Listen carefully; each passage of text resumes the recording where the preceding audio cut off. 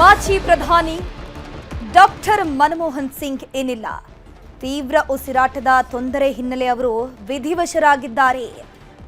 ದೇಶ ಕಂಡ ಅತ್ಯದ್ಭುತ ಪ್ರಧಾನಿಯಾಗಿದ್ದಂಥವರು, ಸತತ 2 ಬಾರಿ ಪ್ರಧಾನಿಯಾಗಿ ದೇಶದ ಸೇವೆಯನ್ನ ಮಾಡಿದಂತಹ ಡಾಕ್ಟರ್ ಮನಮೋಹನ್ ಸಿಂಗ್ ಇನ್ನಿಲ್ಲ.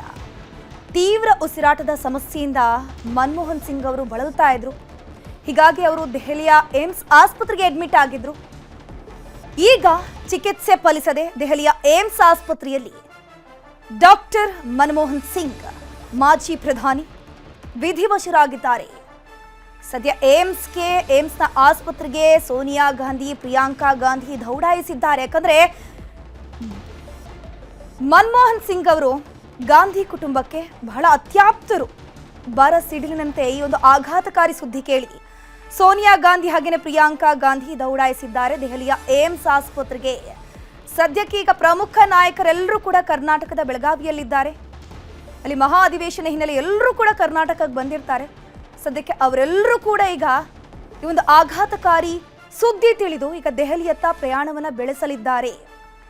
ಈಗಾಗಲೇ ದೆಹಲಿಗೆ ತೆರಳುತ್ತಿರೋ ಖರ್ಗೆ, ರಾಹುಲ್ ಗಾಂಧಿ ಅವರು ಕರ್ನಾಟಕದಲ್ಲಿರುವಂಥದ್ದು. ನಾಳೆ ಸಿಎಂ ಸಿದ್ದರಾಮಯ್ಯ ಕೂಡ ದೆಹಲಿಗೆ ಹೋಗಲಿದ್ದಾರೆ.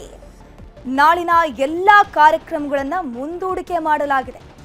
ಇನ್ನು ಕೆಲವೇ ಕ್ಷಣದಲ್ಲಿ ಡಿಸಿಎಂ ಡಿಕೆ ಶಿವಕುಮಾರ್ ಅವರು ಕೂಡ ಸುದ್ದಿಗೋಷ್ಠಿಯನ್ನು ಕರೆದಿದ್ದಾರೆ.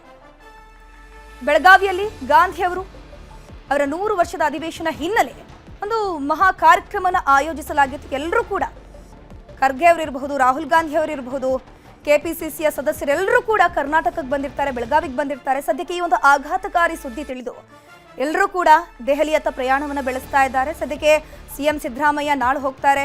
ಕೆಪಿಸಿಸಿ ಅಧ್ಯಕ್ಷರಾಗಿರುವಂತಹ ಮಲ್ಲಿಕಾರ್ಜುನ ಖರ್ಗೆ ಅವರು ಹಾಗೆಯೇ ರಾಹುಲ್ ಗಾಂಧಿ ಅವರು ಇದೀಗಲೇ ಸುದ್ದಿ ತಿಳಿದ ತಕ್ಷಣವೇ ದೆಹಲಿಗೆ ಪ್ರಯಾಣವನ್ನು ಬೆಳೆಸಲಿದ್ದಾರೆ.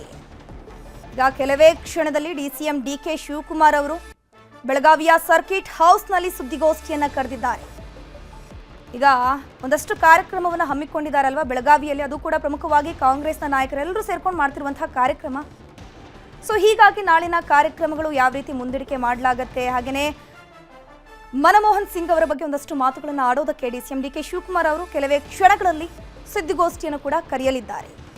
ಡಾಕ್ಟರ್ ಮನಮೋಹನ್ ಸಿಂಗ್ ಅವರು ಮುತ್ಸದಿ ರಾಜಕಾರಣಿ, ದೇಶ ಕಂಡಂಥ ಅತ್ಯದ್ಭುತ ಪ್ರಧಾನಿ ಆಗಿದ್ದಂಥವರು, ಎಕಾನಮಿಸ್ಟ್, ಬೆಸ್ಟ್ ಎಕಾನಮಿಸ್ಟ್ ಆಗಿದ್ದಂಥವರು ಇವರು. ದೇಶದ ಬೆಳವಣಿಗೆಯಲ್ಲಿ ಇವರ ಪಾತ್ರ ಕೂಡ ಬಹಳ ಅಪಾರವಾದಂಥದ್ದು. ದೃಶ್ಯದಲ್ಲೂ ಕೂಡ ನೋಡ್ತಾ ಇರಬಹುದು. ಕೊನೆ ಕ್ಷಣದ ದೃಶ್ಯ ಇದು ಮನಮೋಹನ್ ಸಿಂಗ್ ಅವರದ್ದು. ಇವರಿಗೆ ಉಸಿರಾಟದ ತೊಂದರೆ ಇತ್ತು, ಹೀಗಾಗಿ ಅವರನ್ನ ಅಡ್ಮಿಟ್ ಮಾಡಲಾಗುತ್ತೆ ದೆಹಲಿಯ ಏಮ್ಸ್ ಹಾಸ್ಪಿಟಲ್ಗೆ. ಸಾವು ಬದುಕಿನ ನಡುವೆ ಸತತ ಹೋರಾಟವನ್ನು ಮಾಡಿದ್ರು, ಆದರೆ ಕೊನೆಗೆ ಸೋತೆ ಹೋಗ್ಬಿಟ್ರು. ಸದ್ಯಕ್ಕೆ ಭಾರತದೆಲ್ಲ ಜನರನ್ನ ಬಿಟ್ಟು ಅವರು ಬಾರದೂರಿಗೆ ಪ್ರಯಾಣವನ್ನು ಬೆಳೆಸಿದ್ದಾರೆ. ಪ್ರಮುಖವಾಗಿ ಗಾಂಧಿ ಕುಟುಂಬಕ್ಕೆ ಬಹಳ ಅತ್ಯಾಪ್ತರಾಗಿದ್ದಂಥ ಡಾಕ್ಟರ್ ಮನಮೋಹನ್ ಸಿಂಗ್ ಅವರನ್ನ ಅಗಲಿಕೆ ಏನಿದೆ, ಸೋನಿಯಾ ಗಾಂಧಿ ಅವರಿಗೆ ನುಂಗಲಾರದಂತಹ ತುಪ್ಪ ಆಗಿ ಹೋಗ್ಬಿಟ್ಟಿದೆ. ಅರಗಿಸ್ಕೊಳ್ಳೋಕ್ಕಾಗಲ್ಲ ಅಂಥ ಒಂದು ದುಃಖ ಅಂತಲೇ ಹೇಳಬಹುದು. ಸದ್ಯಕ್ಕೆ ಯಾವಾಗ ಒಂದು ವಿಚಾರ ಗೊತ್ತಾಗತ್ತೆ ನೋಡಿ, ರಾಜಕೀಯ ಗಣ್ಯಾತಿ ಗಣ್ಯರು ಹಾಸ್ಪಿಟಲ್ ಹತ್ರ ದೌಡಾಯಿಸ್ತಾ ಇದ್ದಾರೆ. ಈಗ